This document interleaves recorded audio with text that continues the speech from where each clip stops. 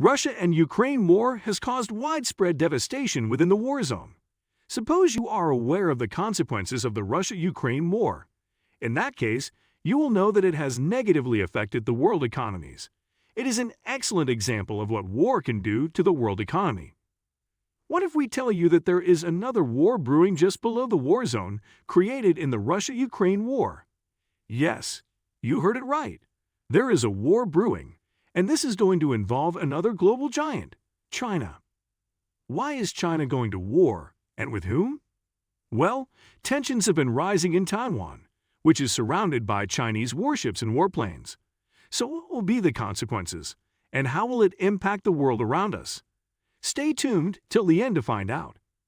The world has been paying close attention to the happenings in the Russia and Ukraine conflict.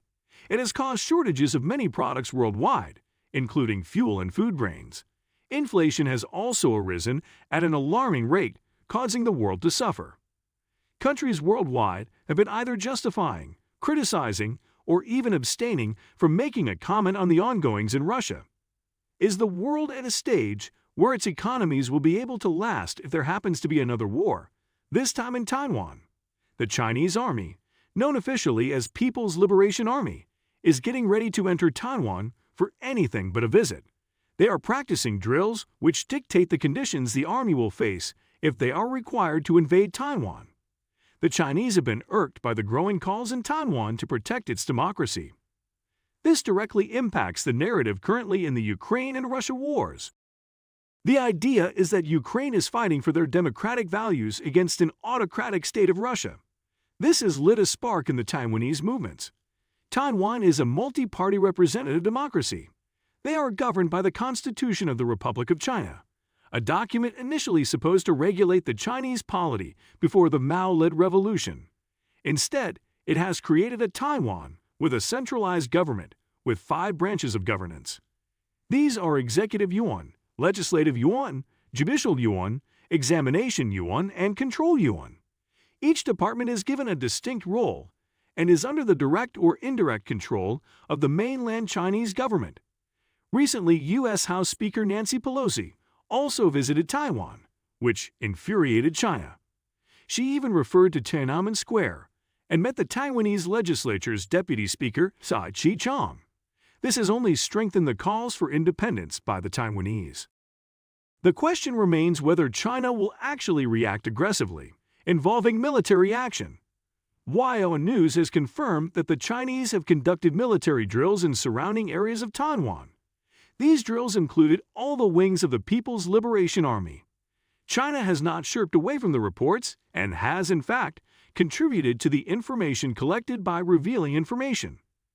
The details are frightening as they demonstrate that China has encircled Taiwan from both sides. They have placed gigantic aircraft and an aircraft carrier in these areas. This is accompanied by a substantial number of warplanes and warships.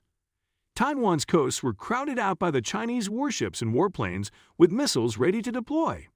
This contingent then went on to practice drills corresponding to situations that the People's Liberation Army might face if they were required to invade Taiwan.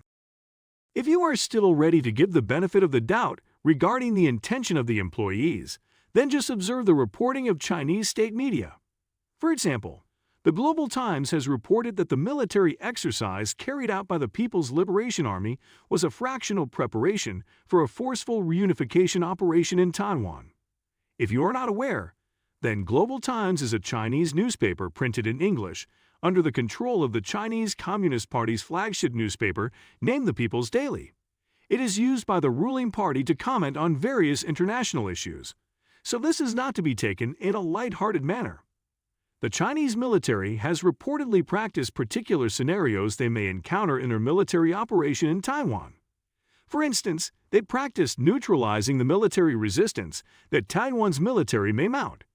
The army was also prepared in a scenario where the U.S. and Japanese armies may try to aid Taiwan precisely to cut off these armies from reaching Taiwan. Taiwan has already been appealing to the international community that the Chinese threaten them. Japan is also ringing the alarm bells. Its government believes that the Chinese, if left unfettered, may be allowed to recreate the Ukrainian situation in East Asia. In a press conference, Japanese Prime Minister Mr. Fumio Kishida talked about the situation developing in East Asia. He said peace and stability in the Taiwanese Strait is a severe issue regarding Japanese national security and the international society. He said his government will also call for a peaceful resolution to the brewing conflict. Furthermore, he believes that the parties must be involved in dialogues, and Japan will watch the situation unfold carefully. The Chinese, known to be very protective of their internal ongoing, are obviously not happy about such a statement from the head of the Japanese government. They claim that the only thing Tokyo is doing is amplifying and touting Chinese actions to be a grave threat. In May, the Foreign Minister of China, Mr. Zhao Lijia, spoke about this issue that his government holds against Japan. He said that Japan has time and time tried to take advantage of the very diplomatic tool to talk about China. Mr. Lijia accused Japan of trying to overstate regional tensions and give an exaggerated picture of the Chinese threat. He claimed that Japan was attempting to remove China as an obstruction to their military expansion plan. He went on to say that Japan has tried to destabilize the region and degrade the trust amongst members of the area.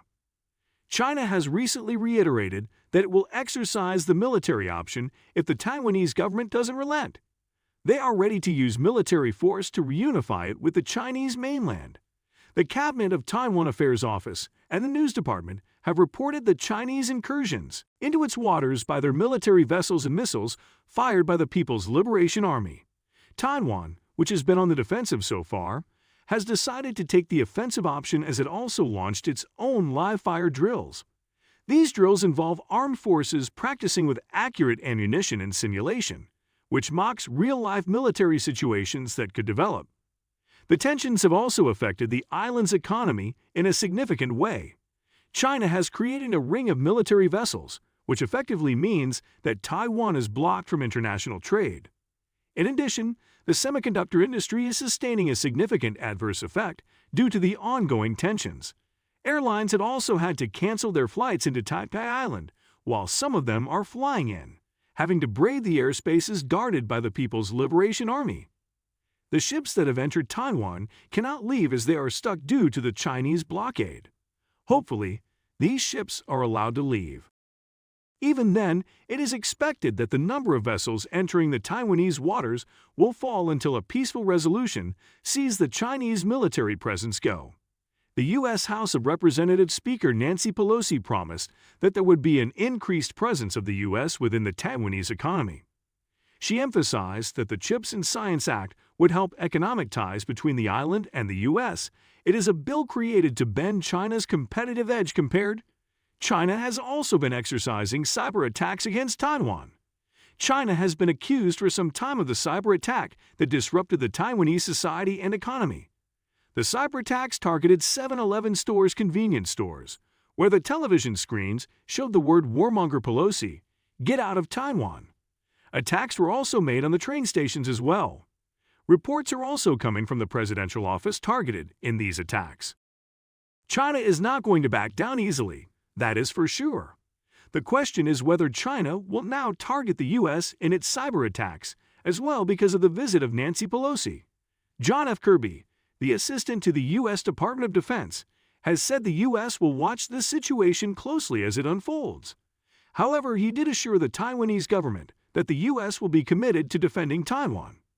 The U.S. has decided to ensure that even after the blockade ends, it will not import citrus, fish, and other food items from Taiwan. However, China has said that they will allow semiconductors to be still exported by Taiwan. Taiwan Semiconductor Manufacturing Company, TSM, is the biggest semiconductor company in the world.